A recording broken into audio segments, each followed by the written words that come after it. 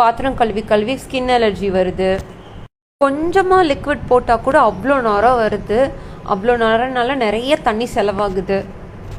குழந்தைங்களுக்கு யூஸ் பண்ணுற feeding bottle utensils கூட இந்த டாக்ஸிக்கான dishwash liquid and soap use பண்ணி தான் நான் வாஷ் பண்ணிகிட்ருக்கேன் அப்படின்னு ஒரு கில்ட்லேயே இருக்கீங்களா? இந்த கில்ட்லாம் இனிமேல் வேண்டாம். வீட்டிலேயே எப்படி ஹெர்பல் டிஷ்வாஷிங் பேஸ்ட் ரெடி பண்ணுறதுன்னு சொல்கிறேன். சீட்ஸ் ரிமூவ் பண்ண சோப் நட்ஸ், ஹோல் லெமன் 2, கல்லுப்பு, தண்ணி சேர்த்து நல்லா கொதிக்க வச்சுக்கோங்க.